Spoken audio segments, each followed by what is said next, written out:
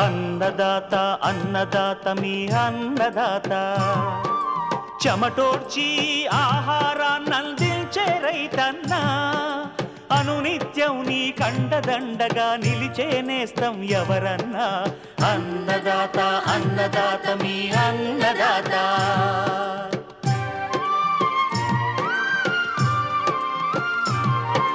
నూతన రీతుల సాగుబడికి నూరింతలు పెరిగే దిగుబడికి సూచనలిచ్చే సస్య రక్షణకు పశు పోషణకి శాస్త్ర విజ్ఞానం అందించి ముందుకు నడిపే తెలుగు రైతు భారతదేశానికి మకుటం అయ్యేలా తీర్చిదిద్దే ఆశయంతో మిమ్ము మేలు కొలిపేది అన్నదాత అన్నదాత అన్నదాత మీ అన్నదాత అన్నదాత అన్నదాత మీ అన్నదాత.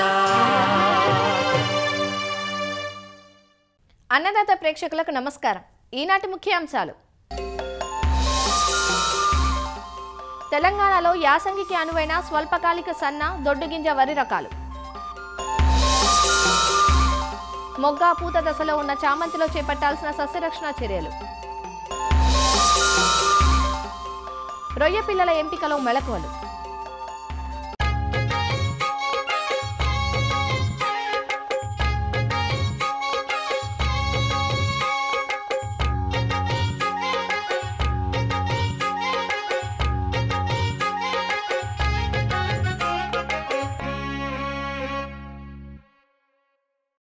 యాసంగి వరికి సమయం ఆసన్నమవుతోంది. తెలంగాణ రాష్ట్రంలో సుమారు 50 నుంచి 60 లక్షల ఎకరాల్లో యాసంగి వరిని సాగు చేస్తారు. రాష్ట్రంలో సాగునీటి వనరులు పుష్కలంగా పెరగడంతో అధిక శాతం రైతులు యాసంగి వరికి మొగ్గు చూపుతున్నారు. నవంబర్ 1 నుంచి డిసెంబర్ మొదటి వారం వరకు యాసంగి వరికి నారు పోస్తారు. యాసంగికి స్వల్పకాలిక రకాలను మాత్రమే ఎంచుకోవాలని శాస్త్రవేత్తలు సూచిస్తున్నారు.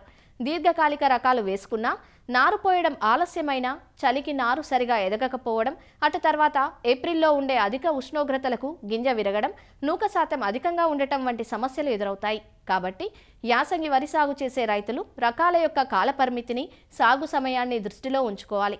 దీనితో పాటు మార్కెట్ డిమాండ్ ఉన్న మేలైన వంగడాలను ఎంచుకోవాలి. అప్పుడే అధిక దిగుబడులు సాధ్యపడతాయి. తెలంగాణలో యాసంగికి అనువైన ముఖ్యమైన మేలు వంగడాల గురించి తెలియజేస్తున్నారు ప్రొఫెసర్ జయశంకర్, తెలంగాణ రాష్ట్ర వ్యవసాయ విశ్వవిద్యాలయం రాజేంద్రనగర్లోని వరి పరిశోధనా స్థానం ప్రధాన శాస్త్రవేత్త మరియు అధిపతి డాక్టర్ సిహెచ్ దామోదరరాజు. తెలంగాణ రాష్ట్రంలో మనకు గోదావరి బేసిన్లో వర్షాలు బాగా పడ్డాయి. తర్వాత అన్ని ప్రాజెక్టులు నిండాయి, చెరువులు నిండాయి. రాష్ట్రం మొత్తం కూడా మనకు ఇరిగేషన్ ఫెసిలిటీస్ బాగా పెరిగాయి. రైతులందరూ కూడా ఈ వరి సాగుపై వేసంగిలో కూడా మొగ్గు చూపుతున్నారు. రకాల ఎంపికలో రైతులు తగు జాగ్రత్తలు తీసుకోకున్నట్లయితే మీకు దిగుబడులు తగ్గే అవకాశం ఉంటుంది. సరి అయిన సమయంలో సరి అయిన రకం వేసినట్లయితేనే మీకు ఆ రకం యొక్క పూర్తి తాలూకు దిగుబడి పొందే అవకాశం ఉంటుంది. తర్వాత ఏ ఏ ప్రాంతాల్లో ఏ రకాలు అనుకూలమో ఆ రకాలు ఎంపిక చేసుకున్నట్లయితేనే మీకు ఆ రకం తాలూకు పూర్తి దిగుబడి పొందే అవకాశం ఉంటుంది. కాబట్టి వరి సాగులో ఒక 50% దిగుబడి యాజమాన్య పద్ధతి ద్వారా వచ్చినట్లయితే మిగతా 50% దిగుబడి మీరు ఎంపిక చేసుకునే రకం పైన ఆధారపడి ఉంటుంది. సాధారణంగా రైతులు సన్న రకాలన్నీ కూడా ఖరీఫ్లోనే సాగు చేస్తారు. ఎందుకంటే సన్న రకాలు రబీలో సాగు చేసినట్లయితే ఏప్రిల్ ఆఖరి వారము, మే మొదటి వారంలో కనుక కోతలు వచ్చినట్లయితే ఈ టెంపరేచర్స్ ఎక్కువగా పెరగడం వల్ల కోత కోసిన తర్వాత మిల్లు ఆడిస్తే నూకల శాతం ఎక్కువగా ఉంటుంది. ముఖ్యంగా సన్న రకాలలో. దొడ్డు రకాలలో కూడా ఉంటుంది, కానీ దొడ్డు రకాలను ఏం చేస్తారంటే అవి పారాబాయిలింగ్ చేస్తారు. పారాబాయిలింగ్ చేయడం వల్ల నూకల శాతం తగ్గి మంచి బియ్యం దిగుబడి వచ్చే అవకాశం ఉంటుంది మిల్లులలో. కాబట్టి దొడ్డు రకాలన్నీ పారాబాయిల్ మిల్స్ వాళ్ళకు ఉంటారు, సన్న రకాలన్నీ మామూలు మిల్స్ వాళ్ళకు ఉంటారు. కాబట్టి రబీలో కనుక మీరు సన్న రకాలు వేసినట్లయితే నూకల శాతం పెరిగే అవకాశం ఉంది, నూకలు ఎక్కువ వచ్చే అవకాశం ఉంది. కాబట్టి మిల్లర్స్ మీకు రేట్ తక్కువ ఇచ్చే అవకాశం ఉంటుంది. కాబట్టి రబీలో ఎవరైతే సన్న రకాలు వేయదలుచుకున్నారో మనకు ఏప్రిల్ 2వ వారం లోపలే కోతలు అయిపోయేలాగా చూసుకోవాలి. అంటే ఏం చేయాలి? మీరు రబీలో సాగు చేసినప్పుడు స్వల్పకాల రకాలు ఎన్నుకోవాలి.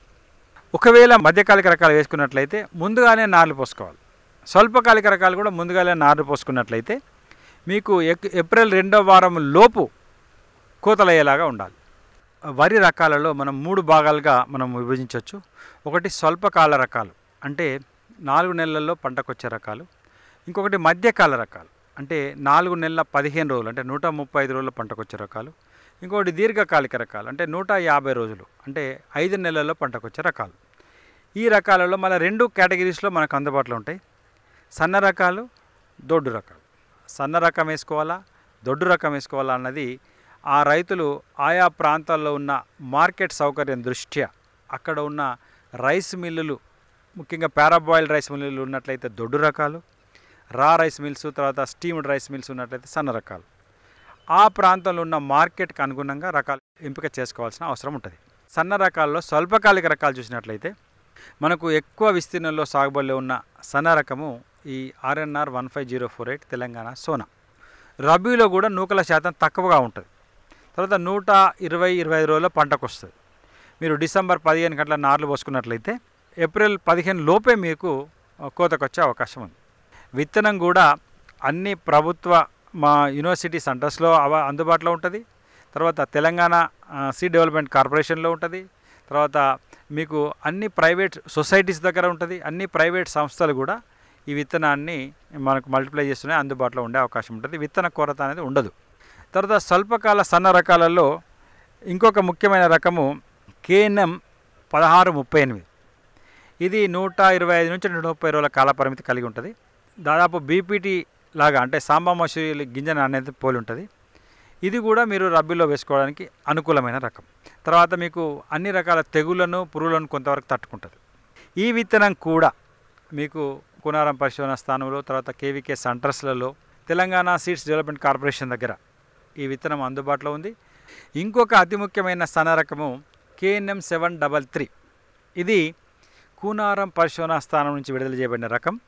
120 రోజుల కాలపరిమితి కలిగి RNRని పోలి ఉంటుంది అన్నమాట. ఇది అతి సన్న గింజ రకం. ఇది కూడా నూకల శాతం తక్కువగా ఉంటుంది. ఈ రకాన్ని కూడా మీరు వేసుకోవచ్చు, మంచి రేట్ వచ్చే అవకాశం ఉంది. సన్న రకాలలో అత్యధిక దిగుబడి ఇచ్చే రకంగా ఇది పేరు పొందింది. వరంగల్ పరిశోధనా స్థానం నుంచి ఒక స్వల్పకాలిక సన్న రకం అందుబాటులో ఉంది, WGL 962. అది వరంగల్ రైస్ 1 అనే పేరుతో మేము విడుదల చేయడం జరిగింది. ఇది కూడా BPT గింజను పోలి ఉంటుందన్నమాట. మార్కెట్లో మంచి డిమాండ్ ఉన్న రకం, మంచి దిగుబడి కూడా వస్తుంది. మీరు పంట కూడా సేమ్ BPT పంటలాగానే ఉంటుంది. ఇది కూడా కొంతవరకు పురుగులను తట్టుకుంటుంది. కాకపోతే సన్న రకం కాబట్టి వీలైనంత తొందరగా నార్లు పోసుకొని తొందరగా కోతలయ్యేగా చూసుకుంటే మీకు నూకల శాతం తగ్గుతుంది. జగిత్యాల వ్యవసాయ పరిశోధన స్థానం నుంచి JGL 3844, దీన్ని మేము కరీంనగర్ సాంబా అనే పేరుతో విడుదల చేయడం జరిగింది. ఈ రకము ఈ మధ్య కాలంలో బాగా ప్రాచుర్యం పొందుతుంది. ముఖ్యంగా నిజామాబాద్ ప్రాంతంలో గంగా కావేరి అని ఒక రకం వేస్తారు రబీలో. సేమ్ దానిలాగానే ఉంటుంది ఇది కూడా. అది బాగా ప్రాచుర్యం పొందింది, కానీ అది దిగుబడి తక్కువ, ఇది దిగుబడి ఎక్కువ. తర్వాత గింజలు తెల్లగా ఉంటాయి, తర్వాత కంకినల్లి రాదు, షేనింగ్ ఉంటాయి గింజలు. మార్కెట్లో మంచి ప్రిఫరెన్స్ ఉంటుంది. నూకల శాతం తక్కువ.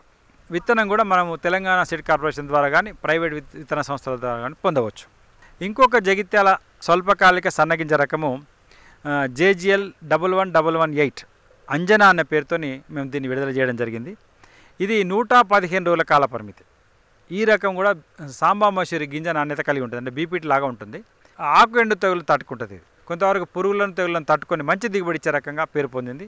మీకు ఇంకొక సన్నగింజ రకము మనకు జగిత్యాల నుంచి అందుబాటులో ఉన్నది JGL 1798. జగిత్యాల సన్నాలు అనే పేరుతో దీన్ని విడుదల చేయడం జరిగింది. ఈ రకం కూడా 120 రోజుల కాలపరిమితితో సాంబా మసూరి గింజ నాణ్యత, అంటే BPT లాగా ఉండి మంచి దిగుబడి ఇచ్చే రకంగా ఎప్పుడో ప్రాచుర్యం పొందింది ఇది. ఇంకొక సన్న గింజ, స్వల్పకాలిక సన్న గింజ రకము కంపాసాగర్ పరిశోధన స్థానం నుంచి ఇంకా విడుదలకు సిద్ధంగా ఉన్న రకం, విడుదల కాలేదు, KPS 6251 అని. ఈ రకం కూడా మీరు మినికిట్ దశలో ఉంది. ఈ రకం కూడా మీరు కొద్ది మొత్తంలో సాగు చేసుకునే అవకాశం ఉంది రానున్న రబీలో.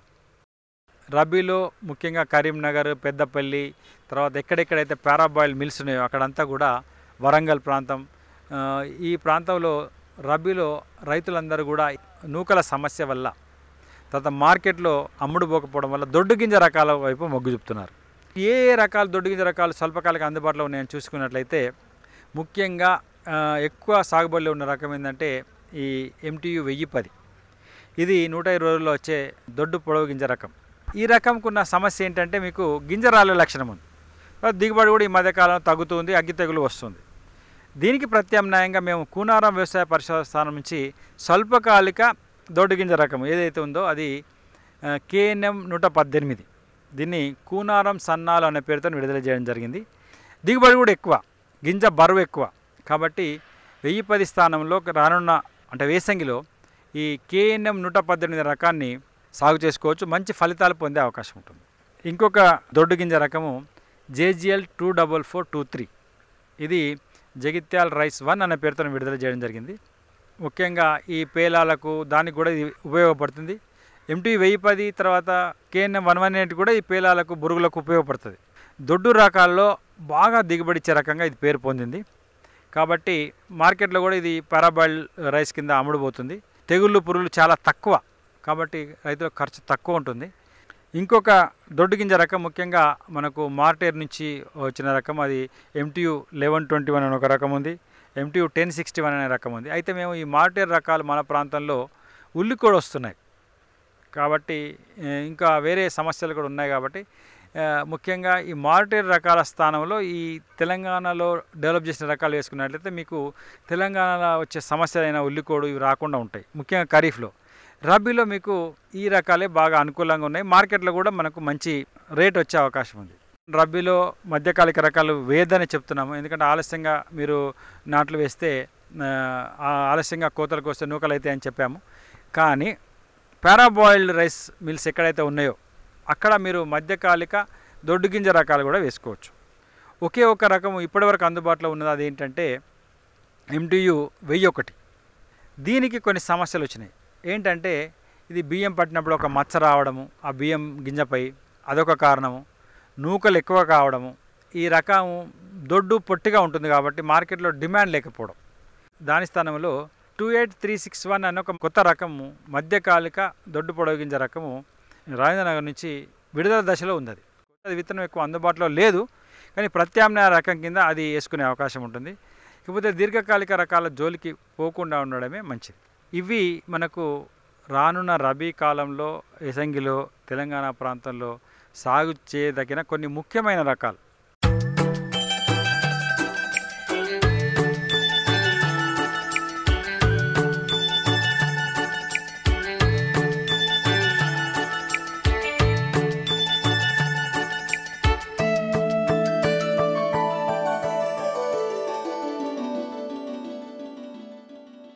సాధారణంగా పండుగలు శుభకార్యాల సమయంలో సాంప్రదాయక పుష్పాలైన బంతికి, చామంతికి డిమాండ్ ఎక్కువగా ఉంటుంది. ఇందులో చామంతుల స్థానం ప్రత్యేకం. శీతాకాలంలో వీటి లభ్యత ఎక్కువగా ఉంటుంది. ఇటీవలి కాలంలో అందుబాటులోకి వచ్చిన వివిధ వర్ణాల చామంతులు చూపర్లను ఇట్టే కట్టిపడేస్తున్నాయి. చాలా ప్రాంతాల్లోని చామంతి తోటలు ప్రస్తుతం మొగ్గ, పూత దశల్లో ఉన్నాయి. ఈ దశలో చామంతిని రసం పీల్చు పురుగులు, మొగ్గతొలుచు పురుగు, వేరుకుళ్ళు, బూడిద, ఆకుమచ్చ వంటి తెగుళ్లు ఆశించి నష్టం కలిగిస్తుంటాయి. వీటిని గుర్తించిన వెంటనే నివారణ చర్యలు చేపట్టగలిగినట్లయితే మంచి పూల దిగుబడిని పొందే అవకాశం ఉంటుంది. మొగ్గ, పూత దశలో ఉన్న చామంతిలో చేపట్టాల్సిన యాజమాన్య సస్యరక్షణ చర్యలు వివరిస్తున్నారు ప్రొఫెసర్ జయశంకర్, తెలంగాణ రాష్ట్ర వ్యవసాయ విశ్వవిద్యాలయం, నాగర్ కర్నూలు జిల్లా పాలెం కృషి విజ్ఞాన కేంద్రం శాస్త్రవేత్త డాక్టర్ శంకర్. ఇప్పుడు సీజన్లో మనకు చామంతి బంతి పూత దశలో ఉన్నది కాబట్టి, అలాగే చలి వాతావరణము మొదలవుతుంది కాబట్టి ఈ చామంతి బంతిలో కొన్ని రకాల సమస్యలను రైతులు ఎదుర్కోవడం జరుగుతుంది. ఈ సీజన్లో మనకు మొగ్గతొలిచే పురుగు కానీ లేకపోతే ఆకు తినే పురుగులు కానీ గమనించడం జరుగుతుంది. ఈ వీటి లార్వాలు గమనించిన వెంటనే మనం సస్యరక్షణ చర్యలు చేపట్టాలి. దీని కొరకు ముందు జాగ్రత్త చర్యనే ఈ పురుగులు రాకుండా ఉండడానికి లింగాకర్షక బుట్టలను ఎకరానికి 10 నుంచి 15 చొప్పున అమర్చుకోవాలి. లేదన్నట్లయితే ఈ పురుగు ఉధృతి గమనించిన వెంటనే ప్రొఫినోఫాజ్ అయితే లీటర్కి 2 మిల్లీలీటర్లు, లేనట్లయితే ఇమామెక్టిక్ బెంజోయేట్ అయితే 0.4 గ్రాములు లీటర్ నీటికి, లేనట్లయితే కొరోజిన్ అయితే లీటర్కి 0.3 ml ఏదైనా ఒక మందును 1 లేదా 2 సార్లు పిచికారీ చేసి మనం నివారించుకోవచ్చు. అలాగే రసం పీల్చే పురుగులలో చూసినట్లయితే మొదట శాఖీయ దశలో ఎక్కువ వచ్చే అవకాశం ఉంటుంది. ఇది రసం పీల్చడానికి ఎపిడ్స్ అనేవి శాఖీయ దశలో లేత కొమ్మలపైన పురుగులు రసం పీల్చడం వల్ల మొక్కలు పాలిపోయినట్లు గమనిస్తాము. సో ఇది నివారించడానికి ఎస్పేట్ అనే మందు అయితే లీటర్కి 1.5 గ్రాములు పిచికారీ చేసుకోవచ్చు. అలాగే మనకు త్రిప్స్ అనేవి ఆకుల కింద చేరి రసం పీల్చడం వల్ల ఆకులు వంకర్లు తిరిగినట్టు చూస్తాము. పూల మీద రసం పీల్చడం వల్ల పూలు పాలిపోయినట్టు వికృతాకారంగా ఏర్పడతాయి కాబట్టి వీటిని కూడా మనం నివారించుకోవాలి. ఆకుల పైన పాము పొడలాగా లీఫ్ మైనర్ అనేది గమనించడం జరుగుతుంది. రసం పీల్చే పురుగులు త్రిప్స్, ఎపిడ్స్, లీఫ్ మైనర్స్ని సమర్థవంతంగా నివారించుకోవడానికి అంతర్వాహిక పురుగు మందులైనటువంటి ఇమిడాక్లోరోపిడ్ అయితే 0.4 ml, ఎస్టామెప్రిడ్ అయితే 0.3 గ్రాములు లీటర్ నీటి కలిపి 1 లేదా 2 సార్లు పిచికారీ చేసి నివారించుకోవచ్చు. తర్వాత మనకు తెగుళ్ళ విషయానికి వచ్చినట్లయితే వేరుకుళ్ళు ఎక్కువ నీరు పారించినప్పుడు గమనించడం జరుగుతుంది. వేరుకుళ్ళు ఏర్పడడం వల్ల మొక్కలు వడలిపోయి పండు వారిపోయి తర్వాత చనిపోవడం గమనిస్తాము. ఇది 1 లేదా 2 మొక్కలకు గమనించిన వెంటనే ఆ వరుసలోని మొక్కలకు దాని చుట్టుపక్కల మొక్కలకు కాపరాక్సి క్లోరైడ్ అనే మందు లీటర్కి 3 గ్రాముల చొప్పున కలిపి మొక్క మొదట్లో పోసుకొని నివారించుకోవచ్చు. ఆ తర్వాత మనకు బూడిద తెగులు అనేది ఎక్కువ గమనించడం జరుగుతుంది. ఈ బూడిద తెగులు ఆకుల కింది భాగంలో తెల్లటి బూడిద మచ్చలు ఏర్పడి ఆకుల పై భాగంలో పసుపచ్చని నూనె వంటి మచ్చలు ఏర్పడతాయి. సో ఇది గమనించిన వెంటనే మనము సల్ఫర్ అనే మందు అయితే లీటర్కి 2.5 గ్రాములు, ఒకవేళ అజాక్సిస్ట్రోబిన్ అయితే 1 ml లీటర్ నీటి కలిపి పిచికారీ చేసి నివారించుకోవచ్చు. అలాగే మనకు ఆకుల మీద ఆంత్రాక్నోస్ మచ్చలు కానీ, సెర్కోస్పోరా మచ్చలు కానీ, పూలలో కూడా నల్లగా మచ్చలు ఏర్పడతాయి. సో దీన్ని మనం నివారించుకోవడానికి ఈ మ్యాంకోజెబ్ అనే మందు అయితే లీటర్కి 2.5 గ్రాములు, మచ్చలు ఎక్కువగా ఉన్నట్లయితే నెటివో అనే మందు అయితే లీటర్కి 0.75 గ్రాములు, లేదా డైఫెనకొనజోల్ అయితే లీటర్కి 0.5 ml లీటర్ నీటి కలిపి పిచికారీ చేసుకోవాలి. ఇంకా చామంతిలో మనకు మొజాయిక్ వైరస్ అనేది ఆశించడం వల్ల ఆకులన్నీ మొజాయిక్ లాగా అంటే ముదురాకు లేత మచ్చలు ఏర్పడి ఈ ఆకులన్నీ గిడసబారిపోయి చెట్టు ఎదగకుండా మళ్ళీ పూలు కూడా వికృతాకారంగా ఉండి గమనించడం జరుగుతుంది. ఇలాంటి మొక్కలను గమనించిన వెంటనే ప్రధాన పొలం నుంచి పీకి మనం కాల్చివేయాలి. దాంతోపాటు రసం పీల్చే పురుగులను మనం నివారించడానికి ఇమిడాక్లోరోపిడ్ అయితే లీటర్కి 0.4 ml, లేదా ఎస్టామెప్రిడ్ అయితే 0.3 గ్రాములు లీటర్ నీటి కలిపి 1 లేదా 2 సార్లు పిచికారీ చేసి ఈ వాహకాలను మనం నివారించుకోవడం వల్ల ఈ వైరస్ తెగులుని మనం సమర్థవంతంగా నివారించుకోవచ్చు. అలాగే మనకు పొలంలో ఎలాంటి కలుపులు లేకుండా మనం మనుషుల చేత కలుపు వేసినట్లయితే ఈ గడ్డి మొక్కల నుంచి అంటే వైర్ బామ నుంచి కూడా ఎలాంటి వైరస్ తెగులు రాకుండా మనం నివారించుకోవచ్చు.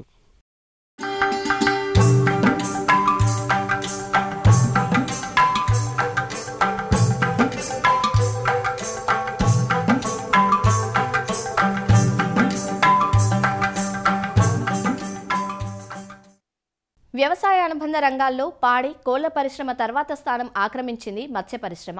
రొయ్యలకు ఎగుమతి అవకాశాలు మెండుగా ఉండటంతో సాగు ఊపందుకుంది. రొయ్యల పెంపకంలో విత్తన పిల్ల ఎంపికకు ఎంతో ప్రాముఖ్యం ఉంది. మంచినీటి చెరువుల్లో ఈ మధ్యకాలంలో వెన్నామి రొయ్యల పెంపకం ప్రాచుర్యం పొందింది. పెంపకం ఆరంభమైన తొలినాళ్లలో దిగుబడుల సునామీని సృష్టించిన వెన్నామి అనంతర కాలంలో చతికిల పడింది. ప్రధాన కారణం విత్తన నాణ్యతా లోపాలే. అందువల్ల అధీకృత హ్యాచరీల నుండి విత్తన పిల్లను సేకరించడం, పిల్ల ఎంపికలోనూ కొద్దిపాటి మెలకువతో వ్యవహరించడం ఎంతైనా ముఖ్యం. రొయ్యల పెంపకం చేపట్టే రైతులు పిల్ల ఎంపికలో తీసుకోవాల్సిన జాగ్రత్తల గురించి ఆచార్య ఎన్జీ రంగా వ్యవసాయ విశ్వవిద్యాలయం, ఉండి కృషి విజ్ఞాన కేంద్రం మత్స్యశాస్త్రవేత్త ఏ శ్రీనివాసరావు ఇలా తెలియజేస్తున్నారు. ఇప్పుడు మనకి వెన్నమే రొయ్యలు ఎక్కువగా మనం ఈ తక్కువ ఉపదనం నుంచి ఎక్కువ ఉపదనం నీటిలో కూడా పెంచడం జరుగుతుంది.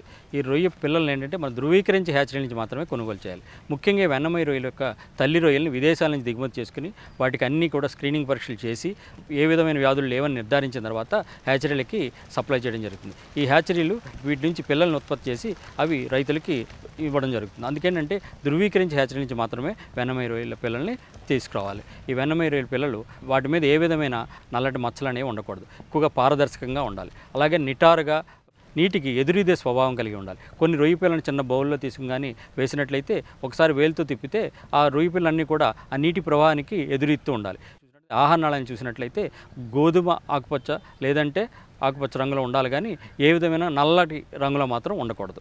వెన్నమే రొయ్యలు ఏంటంటే మనకి హ్యాచరీలో ఇంచుమించు 35 PPT సెలెంట్లో వీటిని ఉత్పత్తి చేయడం జరుగుతుంది. వాటిని మనం తీసుకొచ్చి మనకు కావాల్సిన సెలెంట్లో ఉండేటట్లు తీసుకోవాలి. ఎప్పుడైతే మనం తక్కువ ఉపదాన నీటిలో మనకు కావాలనుకున్నామో మనం ఈ వెన్నమే రొయ్యలని హ్యాచరీలో ఉపదానానికి తగ్గించి ఇవ్వగలగాలి. అలా ఇచ్చేటప్పుడు హ్యాచరీ వాళ్ళు కనీసం 4 నుంచి 5 రోజులు వ్యవధి తీసుకుని మాత్రమే మనకు సప్లై చేయగలిగితే జాగ్రత్తగా దాన్ని ఎక్లిమిడేట్ చేసి ఇచ్చినట్లయితే మనకి బతుకుదల శాతం అనేది ఎక్కువగా ఉంటుంది. తర్వాత ఈ వెన్నమే రొయ్యలు పిల్లల్ని PCR పరీక్ష చేయించి ఏ విధమైన వైరస్ వ్యాధులు లేవని నిర్ధారించుకున్న తర్వాత మాత్రమే అటువంటి రొయ్య పిల్లల్ని ఎంపిక చేసుకోవాలి. తర్వాత వీటికి ఒత్తిడి పరీక్షలు, ఒకటి ఫార్మలిన్ ఒత్తిడి పరీక్ష, అదేవిధంగా మనకి ఉపదన ఒత్తిడి పరీక్ష జరిపి 90% బతుకుదల ఉంటే అటువంటి రొయ్య పిల్లలను మనం ఎంపిక చేసుకోవాలి. ఈ విధంగా రొయ్య పిల్లలను ఎంపిక చేసుకున్న తర్వాత తీసుకొచ్చి మన చెరువులో ఒక మచ్చు కట్టి ఒక 2 హాపాలు చిన్న హాపాలు తీసుకొని అందులో 100 రొయ్య పిల్లలను తీసుకొచ్చి వేసినట్లయితే 24-48 గంటల వరకు కూడా అందులో ఉంచినట్లయితే అవి ఇంచుమించు 90 కంటే ఎక్కువ శాతం బతికినట్లయితే ఆ రొయ్య పిల్లలు మన చెరువుకి అనుకూలంగా ఉన్నాయని అటువంటి రొయ్య పిల్లలను తీసుకొచ్చి మన చెరువులో వదులుకోవాలి. ముఖ్యంగా మనం చెరువులో వదిలేటప్పుడు ఎక్లిమటైజేషన్, చెరువు నీటికి జాగ్రత్తగా అలవాటు చేస్తూ వదులుకోవాలి. వెన్నమే రొయ్యల్ని బ్యాగుల్లో తీసుకొచ్చి ఆ బ్యాగుల్ని ముందు మనం చెరువులో కనీసం 20 నుంచి 30 నిమిషాలు నీటి పైన ఉంచేసి ఆ తర్వాత నెమ్మదిగా చెరువు నీటిని తీసుకొని బ్యాగుల్లో కొద్దిగా నింపుకొని ఆ తర్వాత జాగ్రత్తగా మన చెరువు నీటిలో వదులుకోవాలి. ఈ విధంగా రొయ్య పిల్లల్ని మన చెరువులో వదులుకోవడం కూడా ఉదయం 8 గంటల లోపు అంతా కూడా కార్యక్రమం అంతా కూడా పూర్తి చేయాలి. ఆ విధంగా మనకు తక్కువ ఉష్ణోగ్రత ఉన్నప్పుడే పిల్ల వదులుకోవడం చేసుకున్నట్లయితే మనకు చాలా వరకు బతుకుదల శాతం అనేది కూడా ఎక్కువగా ఉంటుంది. మన ఎకరానికి 1,00,000 పిల్ల వరకు వేసుకుంటే అన్ని విధాలుగా కూడా మనకి రిస్క్ కూడా తక్కువ ఉండి ఆదాయం కూడా బాగుంటుంది. తర్వాత ఈ వెన్నమే రొయ్యల్ని తీసుకొచ్చి మన చెరువులో వదిలిన రోజు నుంచే మనం మేత అనేది ఇవ్వాలి. మనం ఎంతైతే పిల్లల్ని వదిలేమో వాటిని లెక్క కట్టి వాటిని ఖచ్చితంగా వదిలిన రోజు నుంచి కూడా వాటికి సరిపడా మేత అనేది ఇవ్వాలి. ఆ తర్వాత మనం 15 రోజులు అయిన తర్వాత చెక్ ట్రే పెట్టుకుని ఆ చెక్ ట్రే అబ్జర్వేషన్ ద్వారా మనం మేత అనేది ఇచ్చుకుంటూ ఉండాలి. వెన్నమే రొయ్యల్ని చెరువులో వదిలినప్పుడు ఈ విధమైన జాగ్రత్తలు తీసుకుంటే తప్పనిసరిగా మనకి బతుకుదల శాతం బాగుండి ఎదుగుదల కూడా బాగుండి అధిక ఆదాయం అనేది రావడం జరుగుతుంది.